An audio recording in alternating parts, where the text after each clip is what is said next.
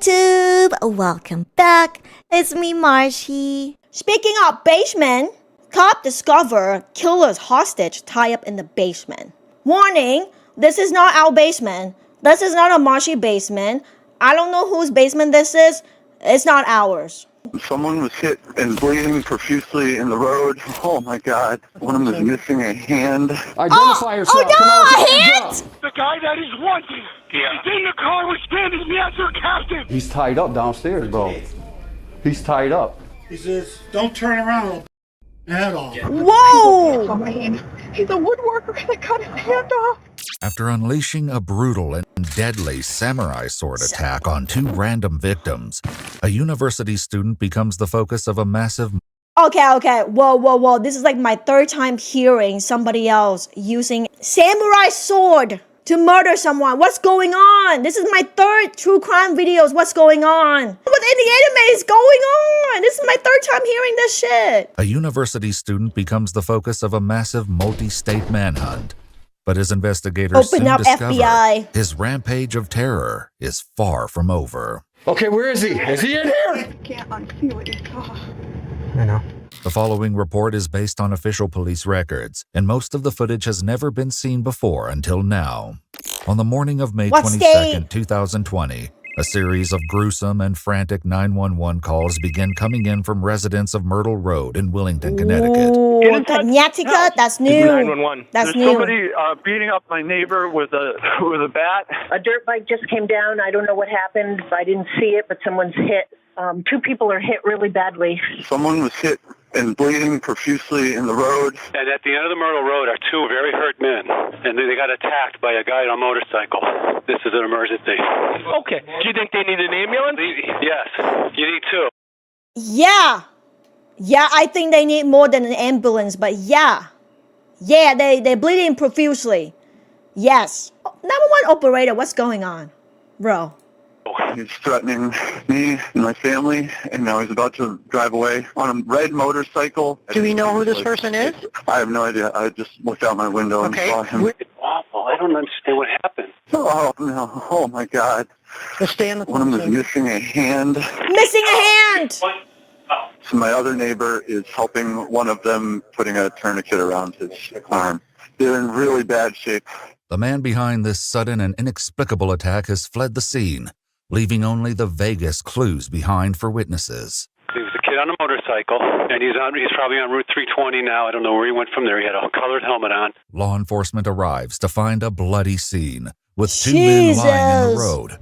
62-year-old Ted Demers and 80-year-old John Franco. Their Elderlies! injuries suggest they were attacked with something less like a... Using a katana is pretty rare. The most common and well-known blade weapons would be a knife or a machete or Right, an axe. Or an sometimes axe, people yeah. improvise and make a shiv out of a metal No, spoon when last they break time it. on True Crime, there was another person that used katana too.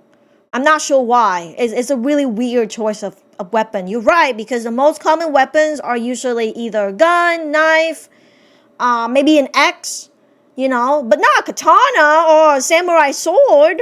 bat and more like a blade. They cut off A blade. the top of his head. Do they need that with his hand? Or No, it's fine. he's got issues just through and through, and then both of his arms are amputated. What? Like a knife. Both arms? Oh my God. What was this? What the? Holy shit! The woman is Cindy Demers, the wife of one of the victims. According to neighbors, the incident began when an unidentified young man asked her husband for some help with his motorcycle. Ted drove him on his ATV to the wood line, where his Bro. motorcycle had been left. The neighbors Sharp were next AF, aware of yeah, Ted running back yeah, toward right? his house, screaming and being pursued by the mysterious stranger, who was wielding a long metal... I swear to God, if at the end it comes out to say, I love anime, I'm gonna be really upset. If the killer is a weeb and a fan of anime, I'm gonna be really upset. weapon. Clearly, weaponry. We do not know what at the moment. They said a sword. State Yeah, giving us troopers a bat locate name. sword with red stains in the woods at the end of the road. Meanwhile, Cindy remains distraught over this apparently random attack. You're taking good care of him, okay? Is it random though? He doesn't look good. People get so mean. Oh my I God. just do that to another person. He's a woodworker. Hand off. as Ted and his attacker struggled in the Oh, road. wait, maybe this was personal, chat. Because of his work, they purposely cut his hands and not his legs. 80-year-old neighbor John Franco shouted, Personal, "What the hell is personal. going on out here?" The man in the helmet attacked him with the sword as well, leaving his hand partially and significant to his head, neck, and Oh shoulder. my God! But there's no question that Ted Demers got the worst of it. Our first grandbaby, Ted's gonna be okay. The details she gives the trooper are grim. He's got a huge gash on his left leg that was also, we tried to wrap that and tighten it up, make a tourniquet out of it. Okay. I wrapped his W-wife. arm. W-wife. That's been severed just below the elbow. And I wrapped his left hand that has his index finger missing. You can't unsee what you saw. Oh my God. I know. Oh my God. Cindy's emotions are laid bare as she tells her daughter-in-law what happened to her husband. Oh, Yeah, God. good first aid, yeah. He's gonna be okay. He's gonna be okay. He's gonna be okay. He's cut his heart. His finger off. He's got a big gash on his leg. Why just the limbs though? What the hell happened? He would have been giving somebody a ride. He could get his motorcycle. But even in the midst of her shock, she must deliver the news again and again. Bruce, somebody attacked Ted, and their life's starting him to Hartford. That Ted has been attacked. I wonder why, because usually when, not that I know, I have never held anybody hostage in my basement. Normally you will go for the legs so they can't escape. To me, it's rather odd. Ted Demers does not make it to the hospital. Oh, Ted, With no! several amputated fingers, a severed right hand, Oh, and a gaping Ted. head wound, he in transport. Ooh, At the poor scene, the troopers Ted. need to know where their suspect is No. headed. And though they have very little to go on, Red motorcycle with a red and white helmet. it turns out to be enough. A witness calls police later that day to report finding a red Kawasaki Ninja abandoned in the woods, approximately 4 miles from the crime scene. There's no way. They run the registration back to There is no way. God damn it. There's the high jet. He's a weeb. He drives a ninja. Stop. Stop. There's a high chance this guy's a weeb. Really high chance. I hate this. a I feel 23-year-old bad for University Ted. of Connecticut student by the name of Peter. Peter Manfredonia. He helped this kid to go get his motorcycle. Police still have no idea what brought Why this you do it to soon-to-be college Ted? senior to Myrtle Road. Yeah. They speak to Peter's family, who tells them that he's undiagnosed bipolar and Oh, suffers from depression. no. They also mention his on-again, off-again girlfriend, Julia, noting that the relationship has, quote, soured, to say the least. Uh-oh. Whatever his motives, it's clear that Peter is not finished yet. The basement? This is a basement, chat. Look at that thing. Maybe we could break this knob and we'll just go in. Open up, FBI. You reach in. 2 days after the grisly attack on Myrtle Road, police find an abandoned white pickup truck near a state park entrance. They trace the truck back to an address in Wellington, and when they get there, it's immediately clear that something has happened.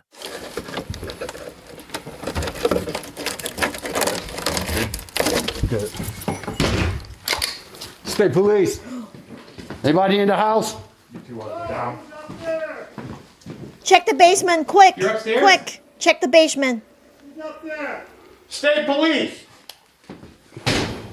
Big house, indeed. Identify yourself. Come on with your hands up. I like this house. When is it for sale? Chat, unfortunately, when this goes on sale, I don't think we can afford it. You know, I don't know about you guys, but I can't really afford to buy a $500,000 house, okay? And I'm pretty sure if this house goes on sale, it's gonna be more than that. Given the way it has like 2-story, it has a basement too. Probably 2,000 square foot or more, approximately. Or maybe foreclosure. Potentially foreclosure. Yeah. Come on with your hands up. Potentially. Put your hands up. It's a big hands house. Up. Who's in here? Who's in? Anybody else in here? Yeah, the guy you're looking for. That son of a... He made a goddamn entrance in there. I've been here for 2 days. Oh my God. Okay, where is he? He took my pickup. He stripped the house. He's gone. Is he in here? That guy's a wacko. Is he in here? Yo, the voice crack, chat. The voice crack. In here. Turn. Where's the light? Where's the light? Right to your left, officer. Right here? No, left corner. Your left. Your He's left. not in here? My He's left. not in. Where did he go? I'm pretty sure. Clear this area. Down in the basement is 73-year-old Donald Hipsky, who says he's been held captive in Oh his my own house by God. the very man Connecticut police are after, Peter Manfredonia. He's got the white pickup. That son of a... And why? Okay, why is a 23 years old student kidnapping a bunch of elderly men, held them hostage in the basement? I've never seen any, like, statistic-wise, they usually they kidnap either children or, you know, women or even elderly women, right? But like elderly men, like we don't see a lot of stats on that. He's not in here. Leave the elderlies Put your alone. hands up if you're in here. Oh, parental trauma, Put your maybe. hands up. Maybe. If you're in here, come That on. could be it. That could be I don't know it. where he's going, but he's dangerous. Donald's warning will prove to be only too true. House is clear. What a big house. I'm telling you, chat, we can't afford That's some this. scary right there, bro. This is, oh my God. Yeah, Amazing he's tied up view. downstairs, bro. What a nice He's tied house. up. I thought he was in the basement, the guy we're looking for, with him. I'm thinking, because I made a button turn, I'm thinking he was like right there, dude. But he's not. He left. Nice fireplace. That's a lot of bleach. Hey, did I see 2 bleach on the stairway But he's not. He left. or staircase? Look. 2 bottle of bleach. Sus. That's a lot of bleach. To the back of my head. But maybe it's a big house, maybe. He says, don't turn around, I'll blow your head off. I said, oh boy, what a way to wake up in the morning. What time was that? It was maybe 5:15. And that It's was too today? early. On Saturday morning. Where did you get the handgun from in your... Has he had it? No, I had it. I sleep with it, Yeah. especially with this joker running around. Yep. But I had it on the other bed. Oh. Donald says that his attacker duct taped him to a chair and initially identified himself as Rick. When a news report about Peter Manfredonia's attack on Myrtle Road came on television, however, it was obvious that it was the same person. When Donald asked him why he did it, Yeah, Peter why? said he hadn't slept for 5 days and, quote, just flipped. Just flipped? Just like that? Bro, go to sleep. Take some melatonin and go to sleep. Don't go murder elderlies. Go to sleep. Peter held Donald captive for about 24 hours before fleeing with his truck and more than $1,000 in cash this morning. I heard you. You guys were right. We Money. couldn't hear you. I am so Money, happy money. to see you guys. Well, we're glad. We're happy to see you. Yeah, we're actually ecstatic to see you standing upright. So He seemed like a fairly decent guy, but he goes off the handle. A lack of Yeah. sleep can take a Trust him. very disastrous Yeah. toll on the human body, and erratic behavior Oh, yeah, and for sure. hallucinations are just the tip of the iceberg. Oh, for But sure. eventually, the human body will make you collapse from exhaustion, and you will eventually wake up. Hopefully he will collapse before he move on to kidnap another victim and cut their hands off. This is gonna be a multi-state hunt. So he's running. He's running far. You did capture him? He's under... no, He's still on the run. no, he's still on the run. He's on the run. And unfortunately, he's now more dangerous Damn than it. ever. He took my goddamn Beretta, my handgun. Police know exactly where Peter abandoned Donald's truck, and it so happens that their next horrifying 911 call comes no. from an apartment less than a mile away. Hello? Hello? Yes. 911. Yes. 911. Yes. If I need an ambulance here, I need everything. State police, everything. Everything. Oh my God! Where are you? What town are He's you in? escalating. Kirby, you gotta get here. Yes, just get here now. Sir, what is going on there? My son is I got a child here. I can't tell you. How old is your son?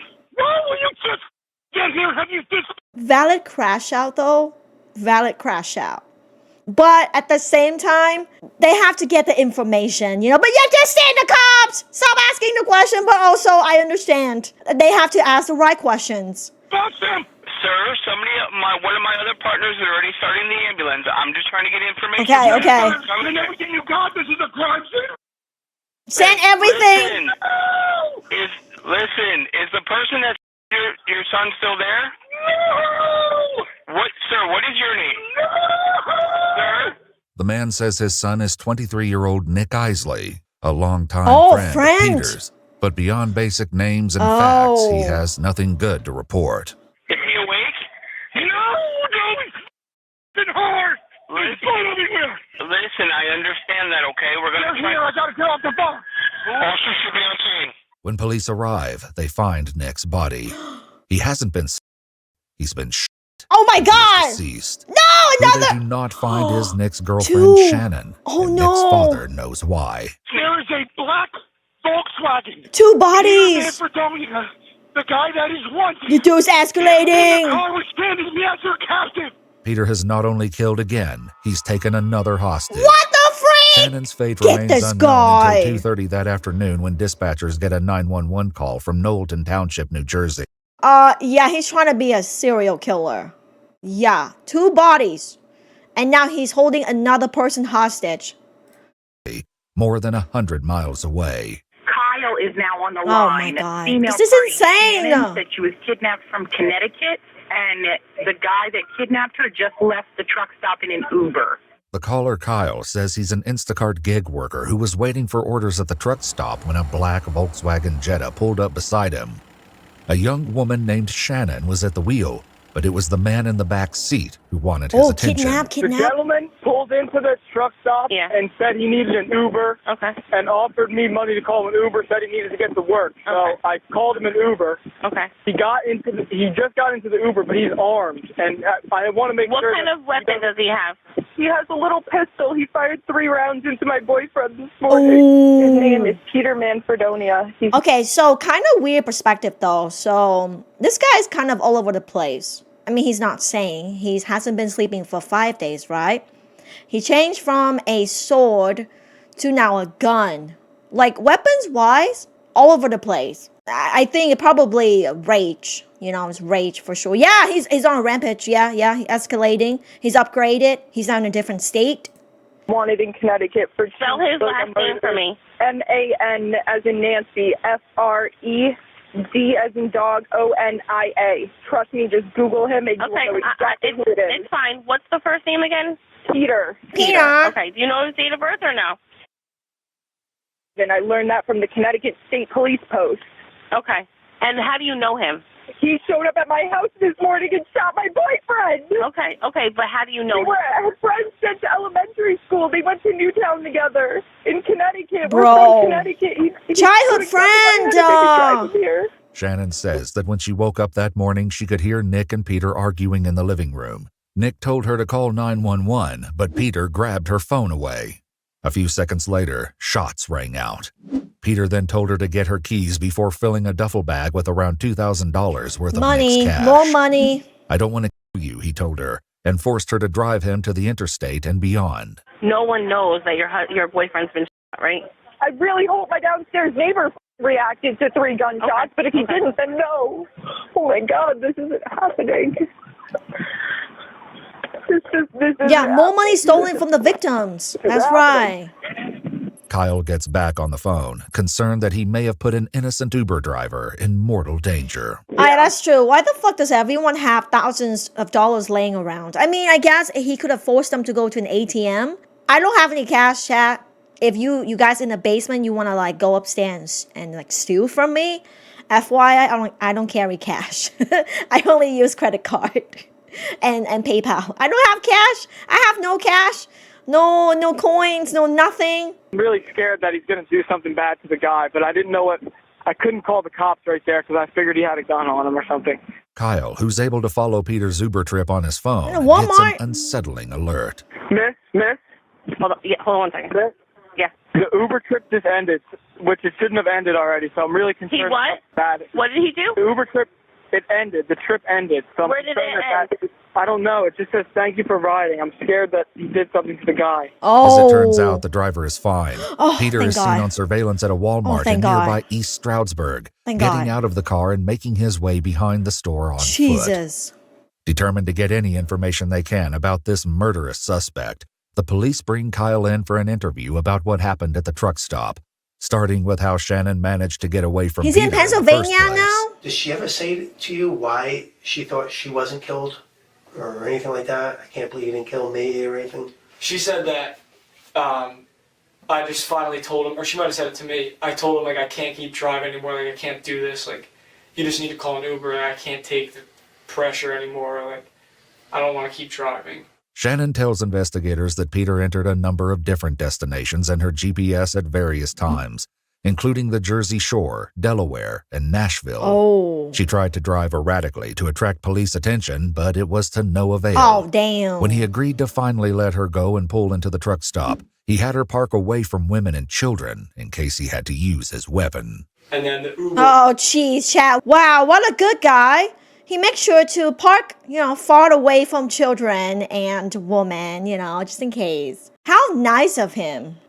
Like, the priorities is kind of weird. Came up, and the guy. What a gentleman. Handed me, when he handed me $100 bill, the Uber I was like $60, so I'll give you $100. First thing I noticed, the money had blood on it, and then within the time we were waiting for the Uber, I noticed he also had blood on his hands. For the next 3 days, Peter remains free and on the run. But with the help of witness tips and surveillance videos, they track his last known whereabouts to a Pilot gas station in Hagerstown, Maryland now. What? It's there that on May 27th, 5 days after the brutal attack on Myrtle Road, police... So this started, his first victim was in Connecticut, right? And now he's in Maryland. How far is that, Chad? How many states have he crossed? 50 miles? Wow, he is traveling far and haven't been getting caught yet. I am very surprised. Holy shit. They didn't mention New York, but he had to go through there to reach New Jersey. Delaware is like halfway down the coast from Connecticut. I see. 9 to 13 different states? Lay eyes on Peter Manfredonia for the first time and take him into custody without incident. Could I please get some food? Food? Well, we got him though. What kind? I can do the best I can. Anything. That's Peter. Okay, starving. Okay. All right, no problem. The detectives hope to get some answers about one of the most bizarre and life-destroying crime sprees in recent memory. But Peter is first presented with an option. Your family has hired an attorney, okay? His name is Mike Dolan. He has contacted us, and he's requested to talk to you first, okay? But it's up to you whether or not you want to talk to him. So, would you like to have a phone call with him? Yes, sir. Peter consults with his lawyer, but still agrees to sit down with the detectives, explaining that he's been living a rough life for the last few days. Walked into... Totally optional, by the way. Oh no, he's gonna complain that he walks and he has blisters on the feet. Oh no. Bull who? Totally optional, by the way. You didn't have to do this. Oh my God, he's gonna complain. Oh my God, I'm hungry, I'm starving, I got blisters because I have to walk. Tough life. The blisters on my feet wouldn't let me walk anymore. You still have them? The blisters? Yeah. When you couldn't walk anymore, what happened? I decided to camp out for the night. I made a fire. Really didn't get much sleep. Okay. Haven't gotten much sleep in the past couple of days. Peter's wilderness trek isn't precisely what investigators are interested in, but for now, it's good to keep him talking. Did you ever take an Uber? Or Took some an type Uber, of share, though. okay, or a share ride service? All right. How'd you get into an Uber? He has cash, he can pay. Got other new stuff for him. Once the phone's activated, can you tell me what you did on the phone? Social media? Chad, I can't imagine being the Uber driver. Like you just drove a wanted man for murder. You were driving someone who could potentially murder you. Oh yeah, he totally stole someone's phone. Yeah, you're right. I definitely did not. You need to download the Uber app, bro. Downloaded the Uber I'm app. glad the Uber driver is okay. I'm glad. Did you have any? Took pictures of my feet. What the fuck? Blisters? Throughout the interview, Peter Why? is slow to answer, And when it comes to questions that get a little too close to something wanna see incriminating, it? he doesn't have much to say. Of course not. That at all? Remember that? Yeah. That. He's stolen. Myrtle Road. He's stolen, chap. He's stolen. Mm-mm.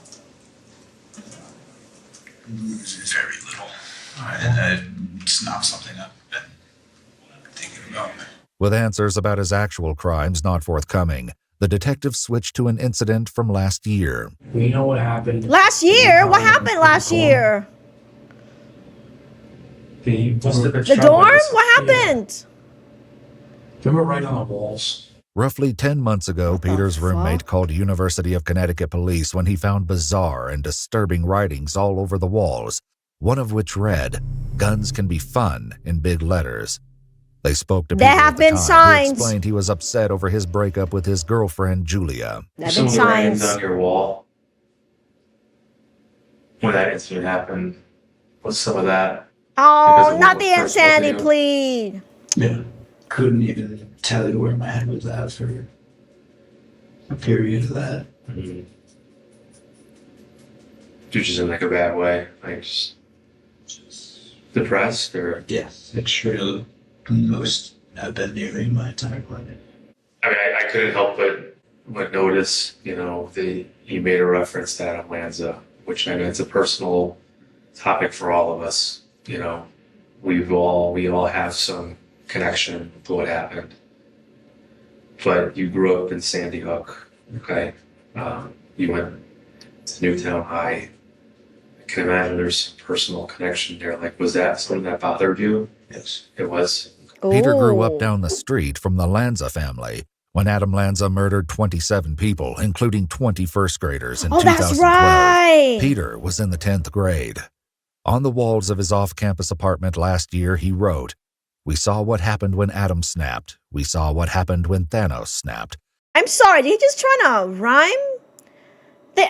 I'm sorry? Thanos snapped? Did I just see that right?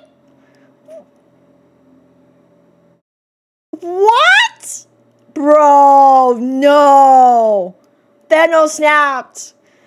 That is so cringe, bro. We saw what happened when Adam snapped. We saw what happened when Thanos snapped. Now they see what happens when I snap. I was in a manic state. That made it worse. Kind of anything. I couldn't even remember half the things that were on it. Would you compare that manic state that you were feeling then to maybe what you've been feeling? Hey, you know what? You're right. Maybe he's a comic nerd. He's not an anime weeb.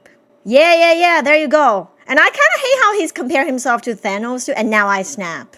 The past few days. Is there any similarities there? Yes. I would say Marvel nerd, yeah. Peter says that period of darkness led to an era of renewal as he began training for triathlons and raising money for charities. Okay. I've always been a big supporter of animals. My grandmother used to take me fishing. That's good.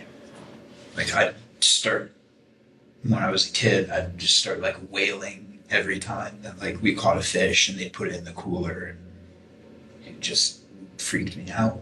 Peter's. Is he trying to set up I'm a really gentle soul. I don't abuse animals. So do you want a gold medal for not abusing animal? Because that's basic, bro. That's not really a bar. Oh my god, bro. Yeah, he totally trying to set up an insanity defense. Yeah, totally. Life improvements led him back to Julia earlier this month, but it was a short-lived rekindling. Oh. On May 18th, just 4 days before the attack on Myrtle Road, Julia sent him a series of text messages. "You're insane," she wrote. "I invite you over and you continue to go through my phone and go onto my accounts and act like you're some good guy. Ooh. I don't want you in my life anymore, you psychopath." She later tells police that she caught Peter accessing her private nudes and sending them to himself. Ew! "If you don't immediately delete every picture you have of me, God, I already am talking to a lawyer and I will take you to court," she texts. But whether this relationship crisis led Peter to commit these atrocities, the detectives don't know. When they get too close to Peter's crimes, he goes quiet. Do you want to tell us what happened in Willington? Not without the lawyer. Do you remember? Oh, going to lawyer, 30? lawyer time, lawyer time. Do you remember where you guys went? He's like, let me eat, bro. Did you ever have a gun in your possession? Like a lawyer for that. Another question. Another question. I'm just trying to think if there's anything important that. How about one more booger? But soon, You can Peter talk has after a one more question booger. of his own. Can you guys track phones? Yeah? Just out of curiosity. Do you guys track phones? That's giving the same vibes as, do you guys track my Google search? You know how all these serial killers are like, there'll be a Google like, how can I move body indiscreet? How long does the body decompose? You know, like questions like that. Oh, I'm sure he searched that. I'm sure. Seems like an odd question to ask. Just curious. I'm curious about a couple things too. Is that McDonald's? What I want to know is why he's eating McDonald's and I'm not. I need another question. The detectives try once more to break Peter's reluctance to address his crimes. When we sit across from you, Peter, and we hear you say another question, we know. I think that you want to tell us. He's not saying anything. He asked for a I lawyer. really believe that. You're a long way from home. You know, there's always a reason for it, but everyone's reasons are different. I mean, I've definitely been struggling with a lot of personal issues.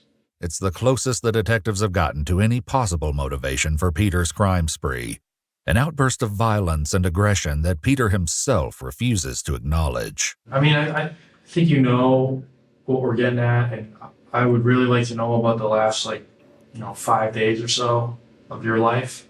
And I understand if you have to protect your family, I get that. I'd love to help you more. I totally understand. I get it. Police learn no more from Peter, and the real Aw, reasons behind man. his murders never come to light. According to Shannon, Peter told her on their long drive that the man on the ATV said something that triggered him. The other man, he said, just got in the way. As to why he was on Myrtle Road with a sword to begin with cannot be said for sure. What is known is that Peter's ex-girlfriend Julia lived only a few doors down from the attack. We've told what the charges are in the warrant. Would I be able to go to the bathroom just to think for a minute? I would actually legitimately ask. I mean, I'm not trying. We're just making sure you know what you're charged with. The warrant, okay, is for Murder, kidnapping, murder, assault, home invasion. Peter has no reaction, but despite his refusal to speak to his crimes today, he ultimately pled guilty to 2 counts of murder, guilty. for which he was sentenced to 55 years in prison each. 1 count of first-degree assault, sentenced to 20 years, 1 count of home invasion, 25 years, and 1 count of first-degree kidnapping. Wait, home invasion and kidnapping are the same length of years? I didn't know you go to prison that long for home invasion. Yeah, home invasion and kidnapping are both 25 years each. Yeah, that's basically life in prison. For home invasion? God damn. 25 years. All sentences will be served concurrently, giving Peter Manfredonia a practical sentence of 55 years 55 in prison. years. He's currently serving his time at Garner Correctional, a high-security state prison in Newtown, Connecticut. I gotta see the comments on this one. Giving people who own basement a bad names. Ain't no way. Ain't no way. Yeah, not charged with making Thanos jokes is actually also... Would love to add something in there. Fucking hell, this guy is insane.